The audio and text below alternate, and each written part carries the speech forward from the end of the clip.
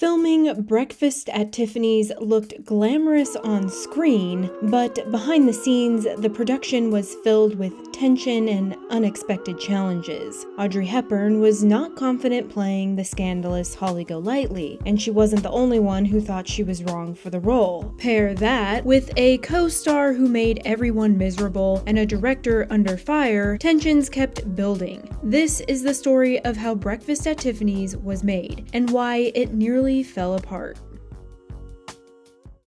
From the moment Audrey Hepburn was cast in Breakfast at Tiffany's, conflicts flared, but none more intense than the clash between author Truman Capote's original version and the studio's sanitized version. In Capote's novel, Holly Golightly isn't a mere bubbly socialite, she's an American geisha, essentially a high-class call girl, someone who accompanied expense account men to the best restaurants, then sometimes took them home in exchange for money, or jewelry, or other things. Capote had crafted Holly as a complex, edgy character, steeped in sexual tension, far removed from the polished, graceful figure that would eventually appear on screen. In fact, Capote was adamant. He actually envisioned Marilyn Monroe as Holly, believing Monroe's raw sexuality aligned much more closely with the novel's intentions. When Paramount cast Hepburn, Capote was livid, later calling the casting double-crossed me in every way. He famously declared the film the most miscast film I've ever seen. He was so appalled that he admitted it made me want to throw up. But the producers behind the film, quite frankly, didn't give a damn about Capote's objections. They were determined to turn this edgy, popular novel into a glossy romantic comedy. The novel's raw edges, strip clubs, sexual ambiguity, were toned down or erased entirely. A vivid reference to a strip club was turned into something more innocuous, a powder room. In fact, this striptease scene that we're watching now was actually cut from the original 1961 release, only to be added back decades later in re-releases. Paul Varjak's role as a male escort was fully hidden, turned into a more innocent writer who lives off women, making it more digestible for mass consumption. This cosmetic tinkering set a tone of creative warfare before the cameras even rolled. Capote felt betrayed by the watered-down adaptation. The studio prioritized glamour, romantic narrative, erasing the character's moral complexity, and Hepburn herself worried this version of Holly was at odds with her refined persona, elegant and wholesome, not the carefree, edgy socialite Capote had envisioned. Capote was not quiet about his disapproval of Audrey Hepburn, and as production neared, the criticism began to stick. For Audrey, the real trouble began when the cameras started rolling. Audrey Hepburn stepped onto the Breakfast at Tiffany's set filled with doubt. Early in the casting process, Audrey reportedly told producers, "You have a wonderful script, but I can't play a hooker," making it clear how unsure she was about stepping into Holly's shoes. When production officially began in October 1960, conflict was already brewing. On the first day of filming, on the corner of Fifth Avenue in New York City that had been closed off for production, crowds swarmed the barricades, eager to catch a glimpse of Audrey Hepburn in her latest role. Though it was technically the fall and the weather was mild that day, the heat was amplified by the lighting, packed streets, and heavy wardrobe, causing fogged lenses, melting makeup, and rising tension. For the first day of filming, when Audrey arrived on set, she was wearing her beautiful French couture Givenchy gown, the one she fought for in meetings with powerful studio heads. It was a part of a package of couture and sketches she personally brought from Paris, even before the film had finalized its costume plans. Prior to the first day of shooting, she had made it clear her wardrobe was not up for compromise. Using clothing from outside the studio's in-house system was almost unheard of at the time. But Audrey's costumes were incredibly important to her image. She wasn't about to let the studio decide how Holly Golightly was going to look. Production crews were not used to or equipped for expensive couture or Audrey's high-end requests, sparking early whispers. Was the star being difficult? Was Audrey Hepburn already acting like a diva? The powerful person Audrey had upset was Edith Head, and this was a feud that actually started years prior. Having famously defied Edith Head years earlier on Sabrina, Audrey once again pushed for Hubert de Givenchy designs instead of studio wardrobe, and this time the battle picked up right where it left off. Audrey was continually going up against not just Edith Head, Paramount's most powerful costume designer, but the entire studio system that insisted on in-house control. Edith, for her part, was just as stubborn. Despite being largely shut out of Audrey's wardrobe, Edith Head still received top billing for the film's costume design, even though Audrey's most iconic outfits were designed by Hubert de Givenchy. A movie editor at the time described the moment, quote, "a designer war," and it highlighted the deeper tension between the two women unwilling to back down, one fighting for artistic autonomy and the other for legacy and authority.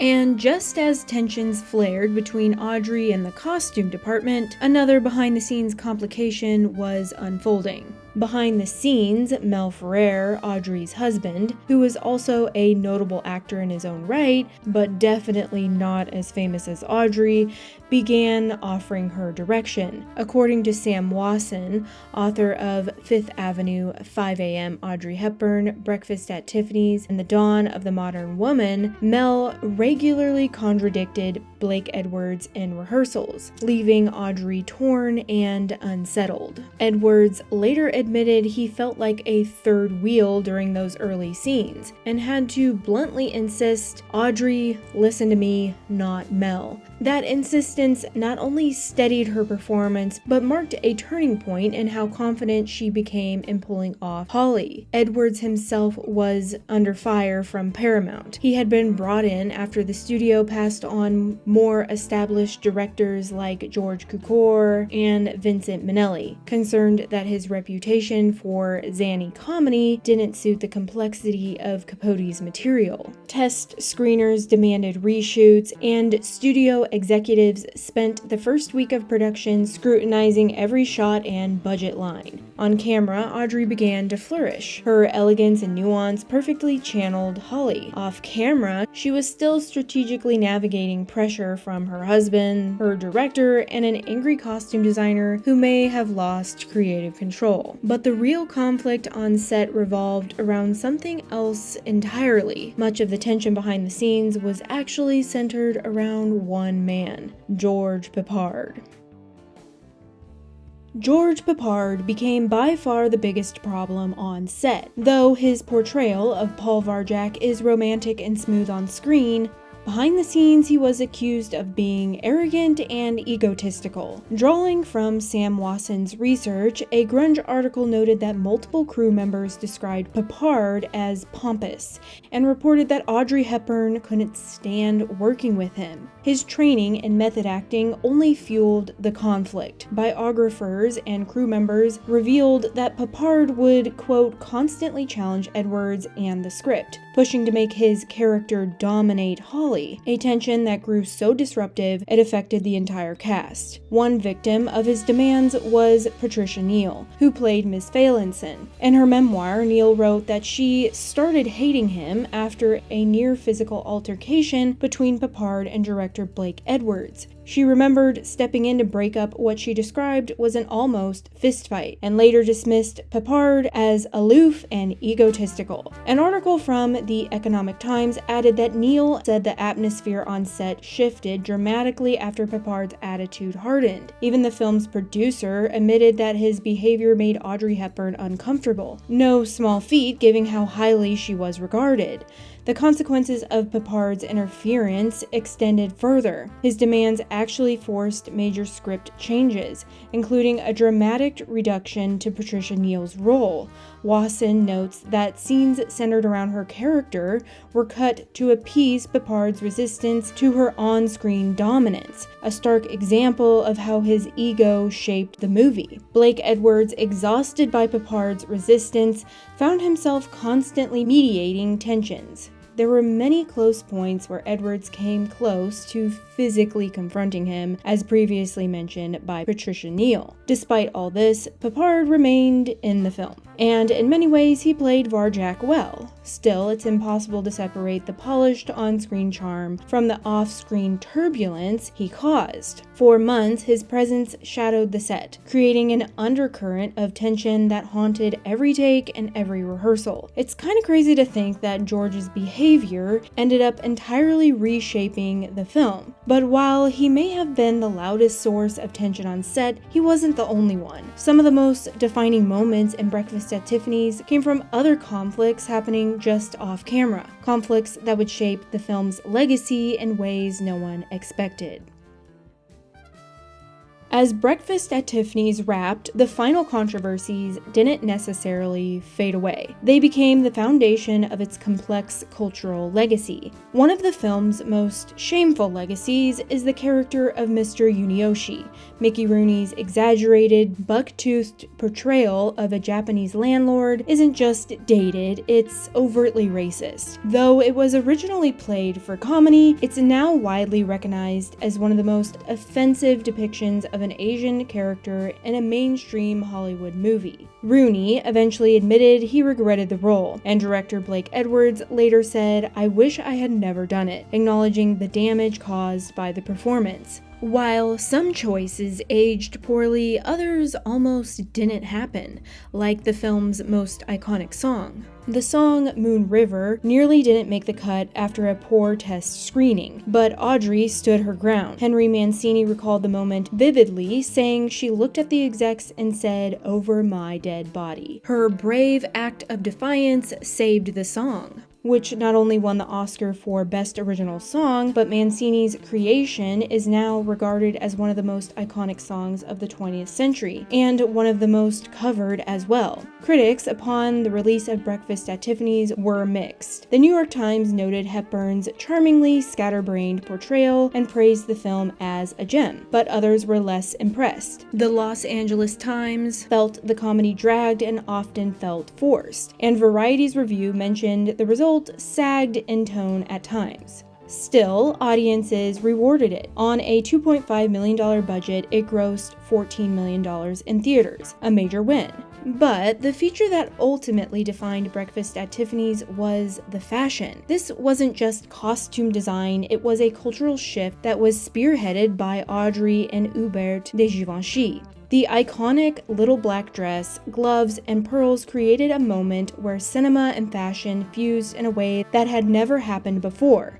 Vogue called it the birth of the modern aesthetic, crediting Audrey and Givenchy with inventing an image so endearing that every little black dress in the world still echoes it. As fashion historian A. Evelyn Pierce wrote, Audrey Hepburn didn't wear Givenchy, she wore the idea of modern womanhood in the movie Breakfast at Tiffany's. That visual legacy extended far beyond cinema, influencing every high-end retail to everyday street style. In many ways, the fashion is what keeps this movie timeless. Thank God Audrey put her foot down. Her insistence on working with Givenchy gave the film its most iconic asset.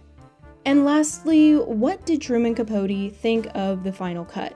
Publicly, he remained conflicted. While he was openly critical of the casting and direction, there's no evidence that he was disrespectful to Audrey Hepburn personally. His frustration seemed aimed sparely at the studio and producers, not particularly at her. In fact, the two were seen together at social events even during that time. And by all accounts, he remained publicly cordial with her. Over time, Capote seemed to develop a reluctant respect for Audrey's performance. It was clear her version of Holly had become the definitive one in the eyes of the public, and eventually he stopped fighting it. In later interviews, he even remarked that Audrey finally is Holly, a quiet admission that while the film strayed far from his original version, Audrey Hepburn had created something lasting in her own right. This movie is such a guilty pleasure for me. Watching Audrey Hepburn roam the streets of New York City in those stunning Givenchy gowns never gets old. What are your thoughts? Do you love this movie, hate it? Were you surprised to learn how much George Peppard influenced the final cut? And would you have rather liked to see Marilyn Monroe's take on Holly Golightly? If you want more behind the scenes chaos, be sure to check out my video on Alfred Hitchcock and Tippi Hedren, and how his obsession apparently ruined her career. It's linked in the eye and down below. And as always, don't forget to like and subscribe for more. It really helps my channel grow. Thank you for watching, and I'll see you in the next one.